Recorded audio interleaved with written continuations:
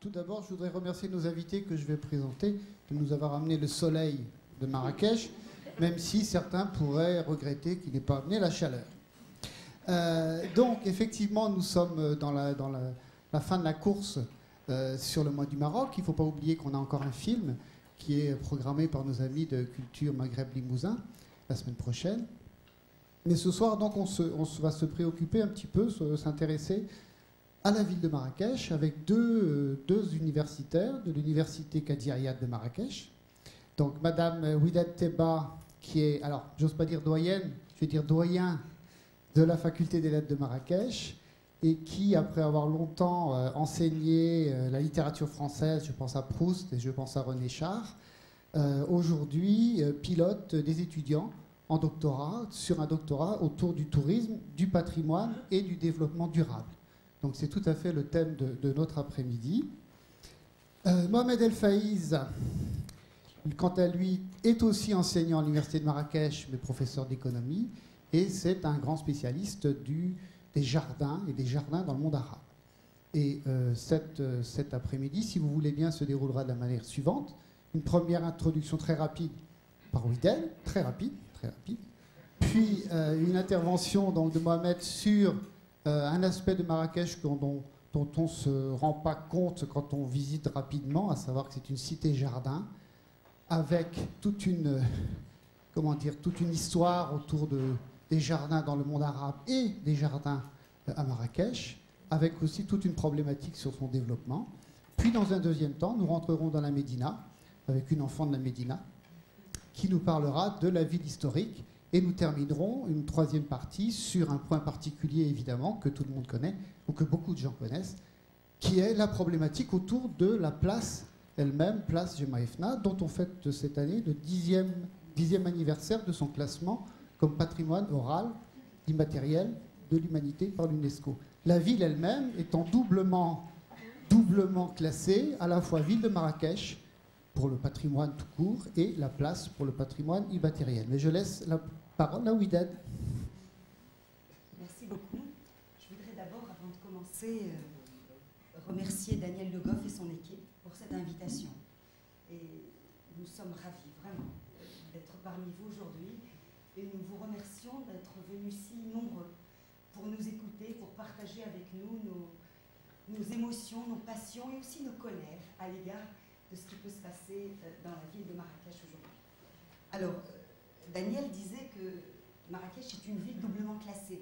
C'est une ville intéressante parce que, pas seulement parce que c'est le mois du Maroc à Limoges ou parce que c'est une ville à la mode, mais parce que réellement, c'est un laboratoire intéressant, des bonnes et des mauvaises pratiques, et dans le rapport aussi très compliqué du tourisme au patrimoine.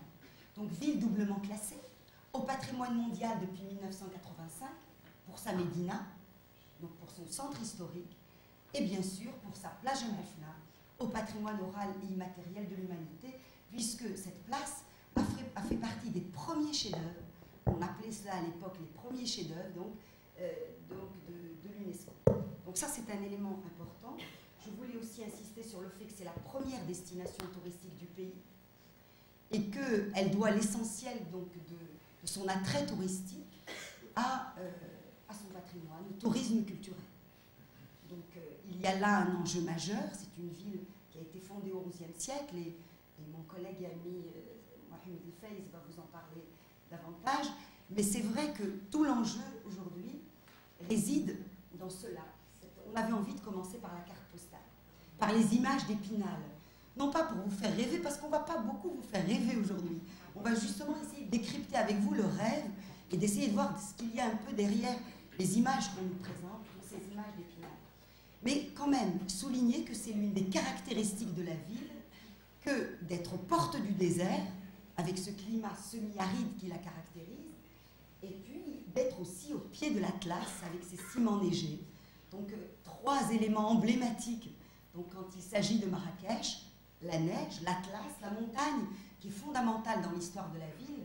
Et nous verrons tout à l'heure à quel point les montagnards, la dynastie almohade qui vient des montagnes, a joué un rôle capital dans la fondation et dans le développement de la ville entre le XIe et le XIIe siècle. Et puis la Palmeraie, qui est aussi un site emblématique Et nous verrons aussi les tribulations de la Palmeraie depuis un siècle et la façon dont elle évolue parallèlement donc, au développement du tourisme et de l'urbanisation. Et enfin, la muraille, bien sûr, puisque Marrakech, c'est la ville... Vous m'entendez? J'ai tendance à parler fort, là. Et donc, je vous disais la muraille, puisque là, c'est la muraille donc, qui ceinture le jardin de l'Agdal, dont Mohamed Faiz a vous parlé, et la muraille, fondamentale aussi, l'emblème du patrimoine, et donc de cette ville forteresse, donc créée au XIe siècle. Donc, je vais donner d'abord la parole à mon ami Mohamed Faiz, qui va vous décrire la fondation de la ville, l'épopée des jardins, et puis nous reviendrons tout à l'heure avec moi sur la Médina, sur le centre historique et sur la plage Jamal Fna. Merci, Ouidad. Je vais essayer de présenter la ville de Marrakech à partir d'un thème qui a été longtemps oublié, qui est celui de l'art des jardins, et qui va me permettre un petit peu de comprendre comment la ville est née, autour de quelles questions importantes elle s'est développée, et comment tout cela a été confronté à l'urbanisation. Alors nous avons ici l'image de ce grand jardin historique de Marrakech qui s'appelle l'Agdal. Nous avons deux grands jardins, l'Agdal et la Ménara, qui sont les plus anciens jardins vivant encore jusqu'à aujourd'hui dans le monde arabo-musulman, c'est-à-dire depuis l'Espagne jusqu'en Inde, où les musulmans ont laissé des jardins, ont construit des jardins. Il y a un grand nombre qui a disparu, et ceux qui ont résisté à travers l'incurie des hommes et du temps, c'est l'Agdal et la Ménara.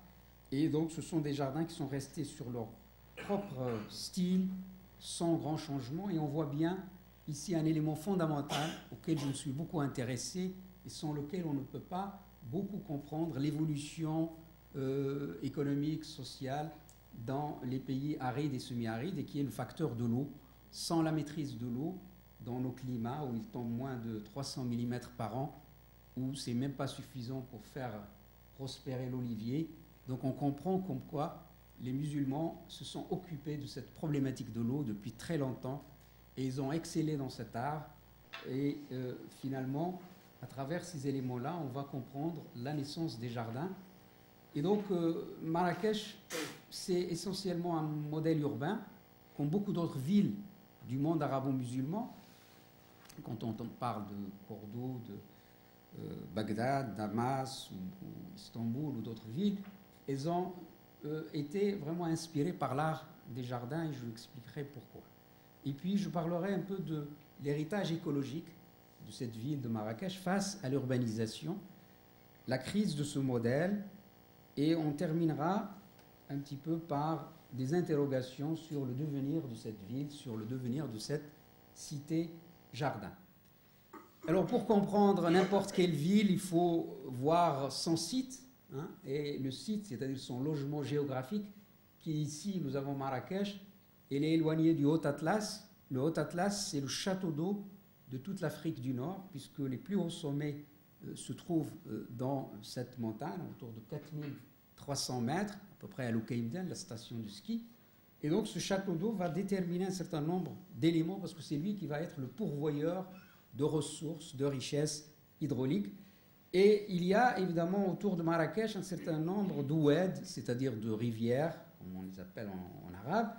Et la ville de Marrakech va être, disons, construite loin de la montagne, parce que les tribus almoravides, c'est-à-dire la dynastie avant les Almohades, qui a construit cette ville venue du désert, et ils n'avaient pas d'alliance politique dans la montagne avec les Berbères, donc ils étaient beaucoup plus...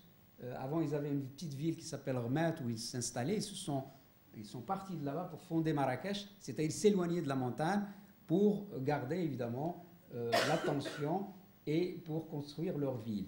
Mais ce choix, évidemment, avec le temps, nous montre combien la ville de Marrakech va profiter, en s'éloignant de la montagne, de toutes les ressources hydrauliques qui viennent de l'Atlas. Donc ce sont là des éléments, à mon avis, très importants à comprendre. Alors il y a toujours un élément fondamental. Là, l'Agdal de Marrakech, ce grand jardin dont on a vu la photo un peu avec ces grands bassins, réservoirs, c'est un style de jardin qui va être développé par les Almohades au XIIe siècle. Et je parle de paradoxe des paysages jardinés dans le désert. Parce que normalement, dans ce lieu, dans ce site, il ne doit pas y avoir de jardin ni de ville. Pourquoi? Parce que c'est un site, disons, un site désertique où il n'y a que le jujubier qui pousse et où il y a la soif, il y a le problème de l'aridité. Mais c'est grâce, évidemment, à l'eau, grâce à la maîtrise de l'eau, qu'on a eu tout ce paysage que vous avez vu avec ces grands réservoirs d'eau, ce jardin de l'Agdal qui fait 500 hectares, qu'on a hérité du XIIe siècle avec ces 500 hectares, une énormité, une immense composition végétale importante avec la faune et la flore qui l'enrichit. Et on voit bien que au-delà évidemment de ce désert, il y a la végétation, il y a la création d'un paysage culturel par l'homme et par la maîtrise des techniques. Je reviens aussi ici à une image qui nous ramène un peu plus loin, mais à un pays aussi qui fait partie, comme beaucoup de pays, de ce qu'on appelle l'ère géographique et culturelle arabo-musulmane, c'est-à-dire à l'Euphrate, en Irak, cette Mésopotamie qui a été un foyer de civilisation humaine. Et quand on regarde cela, c'est une image que je donne toujours pour montrer à quel point l'homme arabo-musulman a été attaché à la nature. C'est-à-dire le sentiment de nature était très fort dans nos pays et dans notre civilisation, même si aujourd'hui il est oublié, mais il faut le rappeler. Il faut le rappeler pour montrer que la création de ce paysage autour de l'Euphrate, on voit bien à quel point la nature domine et à quel point aussi l'homme s'inscrit aussi avec toute cette palmeraie, toute cette végétation, toute cette maîtrise de l'eau, s'inscrit dans le paysage, le continue. Et la notion de paysage dans notre civilisation était bien présente avant même que les peintres de l'époque safavide ou de l'époque ottomane n'aient décrit les jardins ou nous les passaient à les peindre concrètement. Le paysage, la notion de paysage existait bel et bien dans notre civilisation. Alors j'arrive ici, je vous fais rentrer un peu dans l'Agdal de Marrakech, ce jardin, donc on le voit bien, où là, c'est plutôt un verger-jardin, parce que dans la civilisation arabo-musulmane, la notion du jardin est beaucoup plus complexe, beaucoup plus riche que la notion occidentale du jardin, où le jardin est pratiquement, c'est-à-dire que dans la langue occidentale, on a un mot ou deux pour désigner le jardin. Dans la langue arabo-musulmane, on a à peu près, j'ai recensé une douzaine de mots pour qualifier le jardin. Il y a autant de styles de jardin que de vocabulaire pour les désigner. Alors ce type de jardin, ce style de jardin qu'on appelle l'Agdal, ce sont des grands jardins, des immenses jardins, avec essentiellement, c'est la végétation qui domine. Ce n'est pas l'architecture. Et on voit bien ce pavillon qui est noyé dans la verdure, c'est-à-dire que finalement l'architecture, elle n'est là que pour rappeler cette immensité végétale maîtrisée par l'homme, et où l'homme, évidemment, s'intègre dans ce paysage. Je compare toujours avec Versailles, que vous avez à gauche, où ce qui nous fait face quand on visite Versailles, c'est plutôt l'architecture imposante, et finalement, la végétation, elle est moins importante, et le contraste est assez frappant dans ces images. C'est-à-dire que les styles de jardin, en fait, c'est la raison pour laquelle c'est intéressant de commencer par le jardin et par l'eau, parce que ça reflète la civilisation. C'est-à-dire qu'il y a tel jardin, telle civilisation, et on voit bien que le jardin à la française, ça reflète la civilisation française. Le jardin arabe ou arabo-musulman reflète la culture arabo-musulmane, et on voit bien ici combien la nature est présente dans ce style de jardin. Alors, comme l'avait dit tout à l'heure Widel, ce modèle de Marrakech inspiré par l'art de jardin, la cité fut fondée en 1071 durant le règne de cette dynastie almoravide, et vous avez les repères, c'est au XIe siècle, début du XIIe siècle, elle va céder la place à la dynastie almohade. Le choix du site de Marrakech dans un lieu désert, j'en ai parlé, et puis la construction et l'évolution de cette cité-jardin depuis le XIe jusqu'au début du XXe siècle. Alors cette image aussi est importante parce que ce dessin, en fait, reflète ce que nous disons, ou ce que nous qualifions de cité-jardin. Alors il est évident qu'en Occident, le concept de cité-jardin est apparu à la fin du XIXe siècle et même au début du XXe siècle. à cause de l'industrialisation qui a détruit énormément de végétation, énormément disons, de zones plutôt végétalisées. Et finalement, on s'est intéressé à cette cité-jardin par les Anglais essentiellement. Howard, c'est lui qui avait écrit ce livre autour de 1900 sur les cités-jardins, et où il appelait l'attention sur le fait de ne pas continuer à urbaniser les villes, mais que les entourer de cités-jardins, de manière à ce que l'homme puisse vivre en équilibre avec la nature. Parce que l'industrialisation a tellement détruit qu'il fallait reconstituer les villes sous le terme de jardin. Alors cette notion de cité-jardin, évidemment, dans la culture arabo-musulmane, je l'avais découvert, c'est vrai qu'on trouvait dans les descriptions des géographes, quand ils décrivaient les villes arabes, quand ils s'approchaient de Cordoue, de Séville, quand ils s'approchaient de Marrakech, de Fès, de Damas, de Bagdad ou de Istanbul, ils nous décrivaient toujours ces villes noyées de verdure, c'est-à-dire que ce qui frappait l'imaginaire de ces voyageurs, c'est d'abord la végétation avant de rentrer dans la ville. Mais la notion de cité-jardin, je ne l'ai découverte que lorsque j'avais lu cet ouvrage de géographie, ce traité de géographie d'un grand auteur géographe musulman d'origine iranienne qui s'appelle Qazwini. Qazwini, il est de la ville de Qazvin qui se trouve au nord de Téhéran. Et dans son livre, il a dessiné ce que c'est que la cité-jardin. Et en fait, ce dessin montre concrètement comment est-ce que dans l'urbanisme des villes arabes, ou l'urbanisme arabe, il y a cette place très importante accordée au jardin. D'abord, on pense au jardin et autour du jardin, on construit la ville. Et ici, vous voyez, vous regardez un petit peu, c'est la ville de Shahrastan, c'est la ville persane héritée par les musulmans. Après, les musulmans, quand ils sont venus, ils ont construit la grande ville, Medina al-Udma, ça veut dire la cité islamique autour de la ville. Et puis, il y a les jardins autour. Et puis, nous avons aussi autour les terrains de culture. Voilà le concept, disons, de la cité-jardin qui vraiment être un modèle qui va rester jusqu'au début du XXe siècle, un modèle tout à fait opérationnel. Alors ici, c'est la même ville de Qazvin au XVIe siècle, décrite par un géographe ottoman qui va la dessiner au XVIe siècle, et on revoit bien que cette ville, elle est restée toujours telle que Al-Qazwini l'avait conçue, une véritable cité-jardin. Alors j'arrive évidemment à Marrakech, parce que Marrakech c'est un peu notre causerie essentielle. Et bien sûr, Marrakech, je suis aussi obligé de l'intégrer dans ce monde, dans cette ère géographique arabo-musulmane, parce que si on ne l'intègre pas dans tout ce réseau mondial, on n'arrivera pas à comprendre beaucoup de choses. Et on voit bien que cette ville de Marrakech, ça c'est un plan de 1898 qui a été relevé par un commerçant français qui habitait Marrakech, qui est venu avant le protectorat, et qui a traversé la ville, qui s'est promené dans la ville à cheval. Et puis il a fait le relevé de toute la ville de Marrakech en 1898 avec une carte qui est restée dans l'Institut de géographie à Paris. Et qu'à travers cette carte, on voit bien les endroits où il y avait des jardins. Et quand on a reconstruit l'ensemble, dans le livre que j'avais publié sur Marrakech Patrimoine en péril, quand on a reconstruit, on a retrouvé un petit peu la cité-jardin tout à fait autour de la ville. On voit bien les remparts, la Médina et puis l'Agdal au sud. L'Agdal, c'est là où...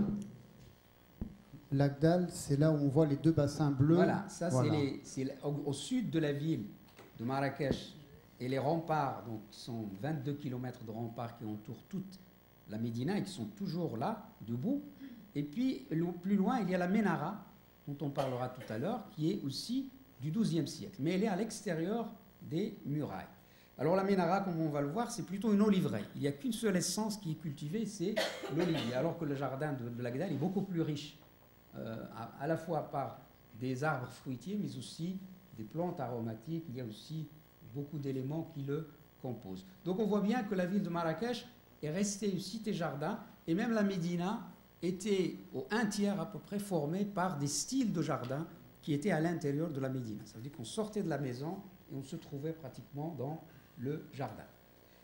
Alors là, je parle évidemment de la réinvention de ce concept de la cité-jardin à la fin du 19e siècle par Howard, qui va écrire son livre en 1898, et puis par un paysagiste qui m'a beaucoup marqué dans sa façon à la fois de comprendre et d'apprécier ce qu'était le jardin arabe, c'est Jean-Claude Nicolas Forestier, qui a vraiment écrit un livre qui s'appelle Grandes villes et systèmes de parcs, et qui est venu, où nous avons eu vraiment la chance de l'avoir arrivé à Marrakech en 1913, c'est très loin, mais ce qu'il avait écrit sur la ville de Marrakech à cette époque-là, je pense que si les urbanistes avaient lu Jean-Claude Nicolas Forestier, on ne serait pas aujourd'hui en train de parler de cette évolution un petit peu négative par rapport à l'urbanisme.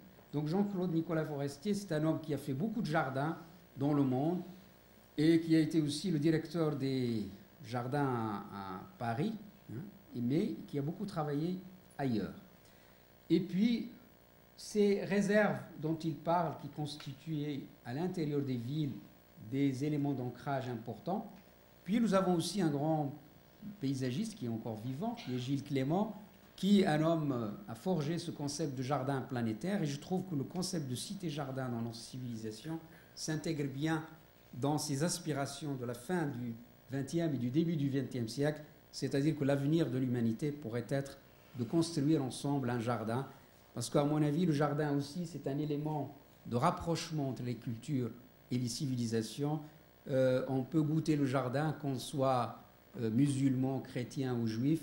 Il n'y a pas de frontière à ce niveau-là, et je pense que c'est quand même une aspiration, ce jardin, cette idée de jardin planétaire est, à mon avis, un élément important. Alors j'arrive maintenant à Marrakech. Évidemment, cette ville, on la voit bien ici, à travers cette photo satellite, pratiquement pas très belle à voir, mais tout ce qui est le cercle, ou plutôt le rectangle, je ne sais pas comment l'appeler, la forme qui entoure la ville, c'est en fait toute la... ici, hein, voilà, tous ces éléments-là constituent ce qu'on appelle la palmeraie de Marrakech. Parce que ce qui distingue la ville de Marrakech, c'est aussi le fait que dans cette ville, il va y avoir la naissance et le développement d'une palmeraie. Juste une chose, excuse-moi Mohamed, on revoit ici l'Agdal, hein, ici la Médina, et puis, sauf erreur, ici la Ména. Alors, la Marrakech se distingue aussi par sa palmeraie, et c'est une palmeraie exceptionnelle. Pourquoi? Parce que c'est l'unique palmeraie, la seule palmeraie au Maroc qui se trouve au nord du Haut Atlas. Au nord, pourquoi? Parce que le palmier ne peut pas se développer, et c'est juste un hasard à la fois de la nature, mais aussi, il faut voir que cette palmeraie a été créée aussi par l'homme, parce qu'il a pu, grâce à la maîtrise de l'eau, la développer. Et en 1929, il y a eu un décret, nous on appelle ça daïr, du protectorat pour protéger la palmeraie, parce qu'on la considérait tellement comme un élément exceptionnel qu'on l'a protégée. Et le daïr de protection, le décret, délimite la superficie de la palmeraie qui était de 16 000 hectares. C'est une énorme, disons, une immensité qui va être vraiment, c'est un des premiers décrets qui va avoir une résonance écologique avant même qu'en France on commence à faire des lois pour protéger le patrimoine végétal. C'était quelque chose quand même, un décret. Et ça correspond au quadrilatère qui est là. Voilà, au quadrilatère qui est là. Alors on va voir après évidemment l'évolution. Alors Marrakech aussi, c'est une capitale, moi je l'appelle la capitale des eaux cachées, parce que j'ai travaillé beaucoup sur cette histoire de l'hydraulique arabe. J'avais publié un livre qui s'appelle Les Maîtres de l'eau, une histoire de l'hydraulique arabe, il y a 5 ou 6 ans. Et c'est là où on voit bien l'apport des Arabes dans ce domaine, de la maîtrise de l'eau, des techniques qui ont été aussi des techniques de l'ingénieur essentiellement. Alors Marrakech se distingue aussi des autres villes du Maroc par le fait qu'il y a eu un système hydraulique qui s'est développé dans cette ville qu'on appelle le système des galeries drainantes souterraines, c'est-à-dire nous on l'appelle l'Ikhtara, et ce système consiste à puiser essentiellement les eaux souterraines. Donc, je vous ai montré tout à l'heure Marrakech, il y avait le Haut Atlas, il y avait les rivières, les oueds, mais curieusement, la ville, pour se développer, pour devenir une capitale d'empire et se développer sur les 8 ou 9 siècles, elle va baser son développement sur l'exploitation des eaux souterraines. Grâce à quoi? Grâce à cette technologie qui va venir de l'Orient, de l'Iran essentiellement, qu'on appelle la technologie des qanats, des khattara. En Algérie, on l'appelle la technologie des foggara. C'est le même mot, mais qui signifie les mêmes systèmes.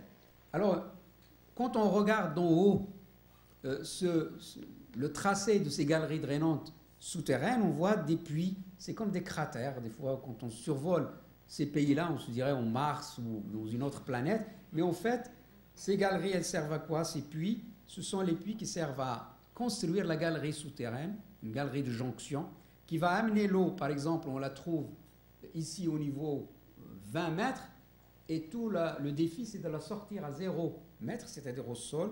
Ça peut faire 20 km, ça peut faire 25, 40 km. Il y a même des galeries souterraines en Iran qui sont toujours présentes. J'espère que les guerres ne vont pas détruire tout ça, comme on l'a vu ailleurs par rapport à l'Irak ou à d'autres pays. Ça peut faire des centaines de kilomètres, 100 km ou 200 km sous terre. Ça montre déjà l'énergie humaine, le travail de l'ingénieur, parce qu'il faut vraiment calculer les pentes. Si on ne sait pas calculer la pente, on ne peut jamais faire sortir l'eau à la surface. Donc c'était un travail d'ingénieur. Et on a beaucoup de traités d'hydraulique du Moyen-Âge qui s'intéressaient à ces questions-là. Donc ça, on arrive à sortir l'eau. Et autour de Marrakech, c'est-à-dire que dans les travaux ou dans le travail que j'avais réservé à ces questions des galeries drainantes souterraines autour de Marrakech, on n'avait que des références historiques. Les historiens, évidemment, parlent un peu de manière laconique de il y a la galerie, etc. Mais je n'ai eu une conscience de l'importance de ce patrimoine et de cet héritage, c'est lorsque j'ai découvert un peu les archives de l'époque du protectorat, où les ingénieurs de la colonisation avaient recensé. Ils ont fait l'inventaire de tout ce patrimoine hydraulique. Et vous regardez un peu A, B, C, D, c'est les débuts des prénoms ou des noms des ingénieurs ou des techniciens qui ont fait l'inventaire. Cette carte, elle est importante parce que c'est aussi, ça montre à quel point aussi cet héritage du protectorat, il y a des éléments qui nous servent aujourd'hui de manière très importante, très, disons, pratique.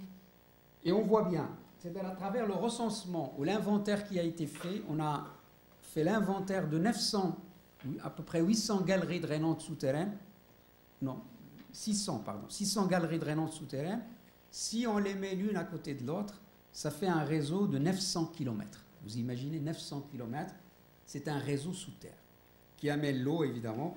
Et c'est un système qui est tout à fait un système très intéressant pour aujourd'hui parce que nous étudions l'histoire des techniques, non pas pour rester dans le passé, mais aussi pour tirer les leçons par rapport à l'avenir.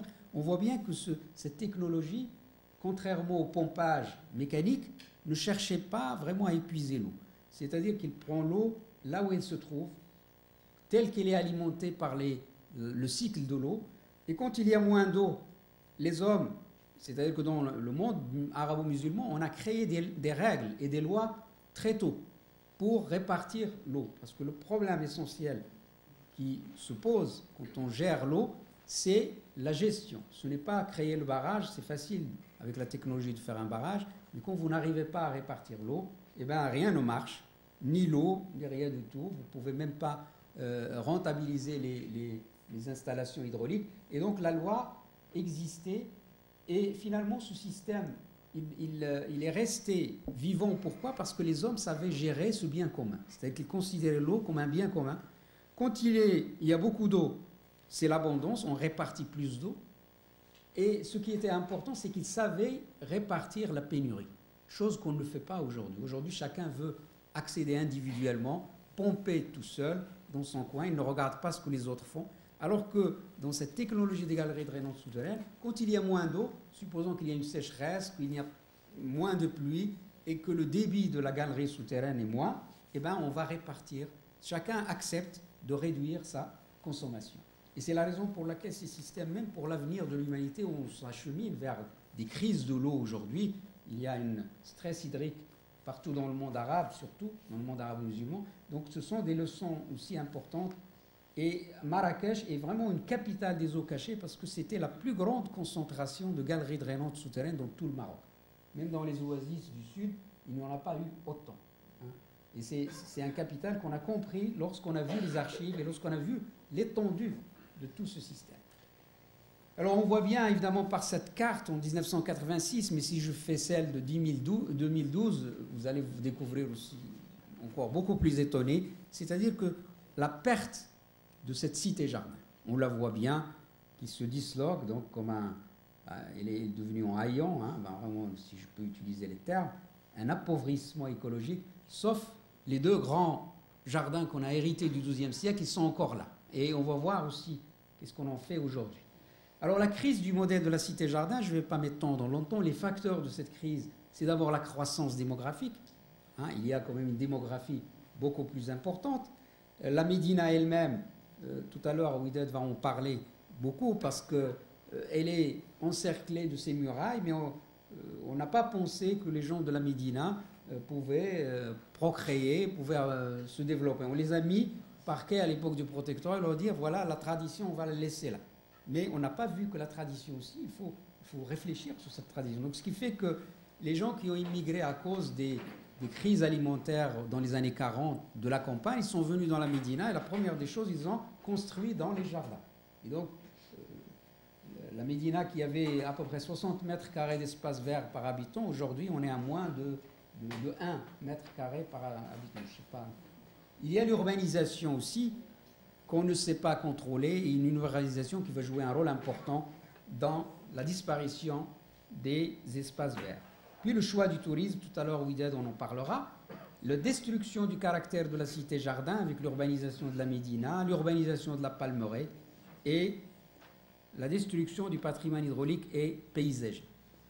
Alors j'arrive à cette image qui est celle de la Ménara. La Ménara, en arabe, la Ménara, ça veut dire le phare qui illumine. Hein. Vraiment, c'était quand même quelque chose d'important. Et cette Ménara, elle est restée pendant 9 siècles sans que personne puisse la toucher. Pourquoi? Parce que dans la civilisation arabo-musulmane, dans l'islam essentiellement, il y a un arbre qui bénéficie vraiment de beaucoup de bénédictions, qui est l'olivier. Alors un olivier, personne ne peut le toucher. Un vrai musulman ne va jamais détruire un olivier. Et c'est la raison pour laquelle, quand vous voyez dans la photo, la Ménara a été construite avec ses 100 hectares. Il n'y a que 100 hectares par rapport aux 500 hectares de l'Agdal. Elle était construite à l'extérieur de la Médina, mais malgré toutes les guerres dynastiques, malgré même le protectorat et tout ça, elle est restée sans problème. Pourquoi? Parce qu'on ne touche pas au palmier, à l'olivier. Et comme c'était une oliveraie, elle est restée vivante jusqu'à cette vague d'urbanisation, la mondialisation aussi, nous l'avons connue de l'autre côté de la Méditerranée. Et un des effets, c'était l'arrivée de beaucoup de promoteurs qui voulaient animer la ville de Marrakech, parce que cette ville a commencé à rêver d'atteindre 10 millions de touristes. Elle qui était autour de 1 million de touristes, donc tout de suite la folie des grandeurs. Et puis il y avait quand même des promoteurs attirés par le mirage de Marrakech qui ont proposé à la ville et à la municipalité essentiellement de leur créer un spectacle son et lumière. Et avec ce spectacle son et lumière, censé évidemment animer la ville, etc. Et la première des conséquences, c'est que le promoteur avait voulu faire son spectacle à la Ménara. Hein. Et le ministère de la Culture, qui gère ce patrimoine, lui a loué la Ménara pour 15 années. Et le résultat, c'est ce que vous voyez, c'est-à-dire qu'un chef-d'œuvre vraiment de l'art des jardins, c'est le jardin le plus intéressant, le plus important, surtout avec ce pavillon du XVIIIe siècle. Et avec une idée aussi dans nos jardins, les jardins dans le monde arabo-musulman sont des jardins clos de murs, et ce n'est pas, comme le disent certains, pour cloîtrer les femmes, ça c'est aussi une vogue parmi un certain nombre d'orientalistes, mais les jardins étaient entourés de murs ou de murailles. Pourquoi? Parce que nous avons un problème du vent sec, il faut protéger la végétation, et il faut aussi, comme nous n'avons pas des plantes ornementales comme dans les jardins en Europe, nous avons surtout des vergers, il fallait aussi les protéger. Et donc les murailles entouraient ces jardins. Et finalement, on va voir ici... C'est une sorte de plateforme qui a été construite sur la Ménara, c'est ça? Oui, ça c'est une plateforme, des gradins aussi. Des gradins en dur, en béton. C'est-à-dire que ça a été transformé en espèce d'estrade pour le football. Hein. C'est-à-dire qu'on n'avait rien compris à l'essence de ce jardin. Parce que dans le jardin arabo-musulman aussi, on crée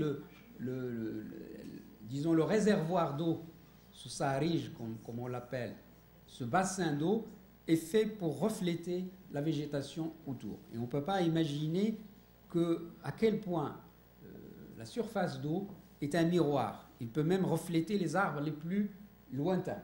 Et c'est aussi pour des raisons esthétiques, mais aussi essentiellement parce que ces réservoirs servaient aussi à alimenter la ville de Marrakech en eau potable, surtout à partir du mois d'avril et du mois d'août. Donc là, on a transformé tout cela avec une quincaillerie énorme pour faire circuler les feux d'artifice, etc. Et on a créé aussi une esplanade que je n'ai pas montrée ici, qui a permis de faire une entrée un peu, parce qu'il y a beaucoup de polytechniciens chez nous qui dirigent les villes des fois et qui ont gardé en mémoire les Champs-Élysées, donc on voulait toujours nous refaire aussi des choses comme ça. Ça se traduit par la destruction d'oliviers qui avaient 3 ou 4 siècles d'âge. Et malheureusement, la Ménara a fait vraiment les frais de cette évolution de la mondialisation des 10 dernières années. On a perdu un jardin historique, un des plus grands jardins historiques du Maroc, en tout cas, avec ce pavillon. Et en même temps, il y a évidemment cette palmeraie où on voit tout ce système hydraulique dont j'ai parlé, de 900 km de réseau.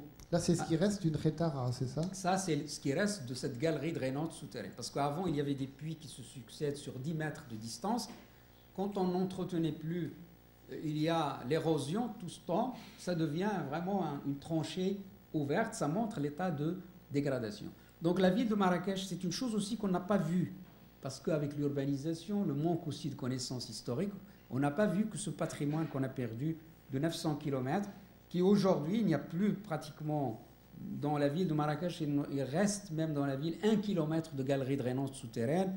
Et pendant, je ne sais pas, ça fait 7 ou 8 ans qu'on luttait pour au moins sauvegarder la dernière Tara de Marrakech, on n'a pas réussi.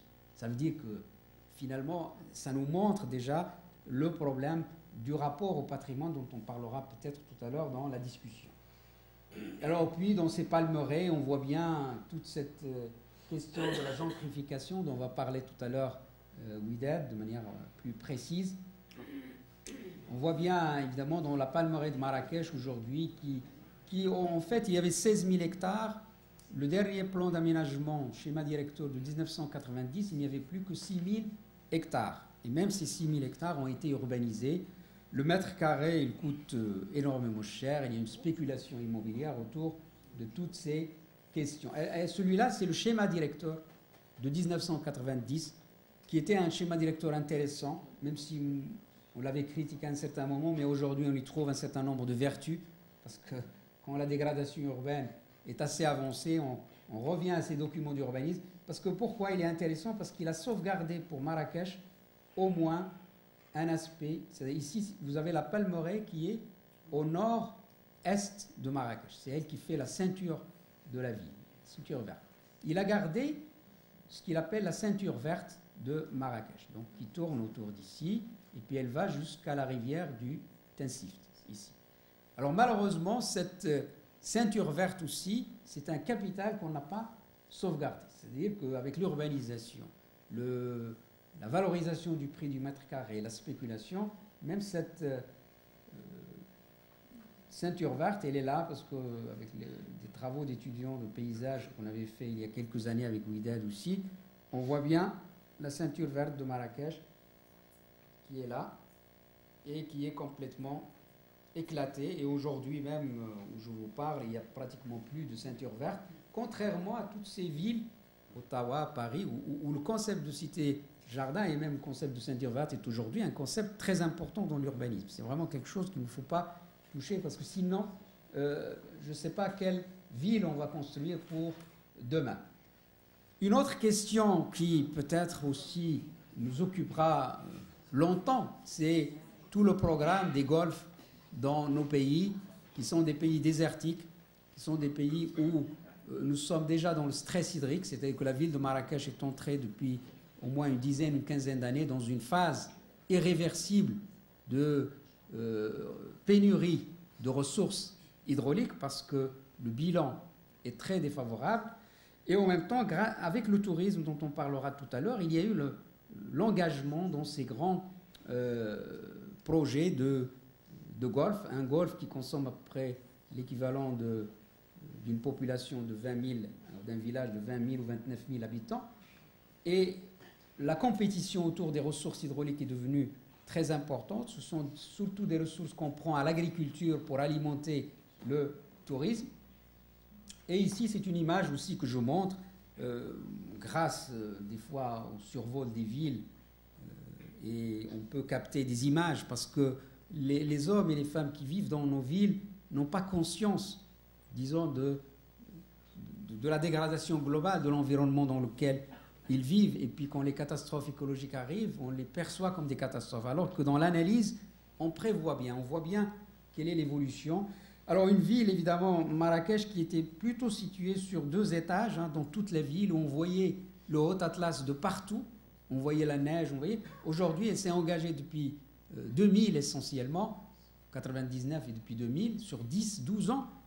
Je peux dire que dans 12 ans, ce sont les, pour disons prendre un terme d'un livre, les 12 années qui ont changé la face de Marrakech. C'est-à-dire que tout d'un coup, on va avoir ces immeubles à 5 étages, 6 étages, avec un recul très important de la végétation, de l'olivier, de tout ce qui est la ceinture verte. C'est la raison pour laquelle je parle de dégradation de la cité-jardin et du recul disons, de toute la végétation. Et ces éléments-là montrent très bien l'évolution d'aujourd'hui d'une ville comme celle de Marrakech, avec toutes les conséquences en termes d'habitation. Une autre conséquence aussi importante pour nous, que nous vivons chaque jour, c'est la circulation, la mobilité urbaine. Chez nous, c'est vraiment un drame, ça va être un drame dans le film, parce qu'on n'arrive pas à résoudre le problème. C'est-à-dire qu'on a construit tellement. Des fois, il y a une ruelle où il y avait des maisons de l'époque du protectorat, justement, dans le Guéliz. Pour ceux qui connaissent le Guéliz, c'est le quartier européen dont on va parler, Ouidad. Sur une ruelle où il y avait des villas de 200 mètres, on va construire, donc, sur chaque villa de 200 mètres où il y avait de la végétation, un immeuble de 5 étages, sans qu'il y ait de souterrain ni rien. Donc, tout de suite, il y a un blocage. Et aujourd'hui, dans les villes, dans les 10 années à venir, je pense que sur le plan de cette évolution urbaine, de la circulation dans la ville, c'est quelque chose d'important. Alors maintenant, évidemment, là, ce sont les problèmes d'introduction un peu, par le biais de jardins, par le biais de l'eau. Je pense que le patrimoine n'est pas uniquement un patrimoine végétal, bien qu'il soit important, parce que pour moi, la cité-jardin, c'est ce qui caractérise la ville de Marrakech, qui l'a caractérisée pendant un siècle. Et il y a maintenant le patrimoine à la fois de la cité historique et le patrimoine aussi immatériel. Et c'est, je pense, Ouidad qui voilà, je voudrais juste rajouter une petite citation de ton livre Marrakech, patrimoine en péril, à propos justement de ce bétonnage de la ville. Alors il y a des quartiers qu'on ne connaît pas forcément, mais je vous lis tout de même cet extrait. Une concentration de béton qui n'en finit pas, rejoignant l'épaisseur du bâti du quartier industriel et au-delà les lotissements d'Azouzia et de Targa. La boucle sera bouclée lorsque cette étendue minérale aura fusionné avec les extensions anarchiques des douars Koudia et Akyud. C'est l'Etna en préparation, un volcan social dont l'éruption sera fatale pour l'avenir de la ville et son patrimoine culturel et historique. Ça date de 2002, je crois. 2002, oui. Moi c'est-à-dire que je voyais la ville évoluer à partir d'une colline qui s'appelle la colline des esclaves, Koudit Labid, c'est la colline des esclaves, c'est là où, parce que Marrakech, elle a aussi un passé dans ce domaine, et je regardais la ville et je voyais comment, si l'extension va continuer, on va arriver vraiment à cela, et malheureusement,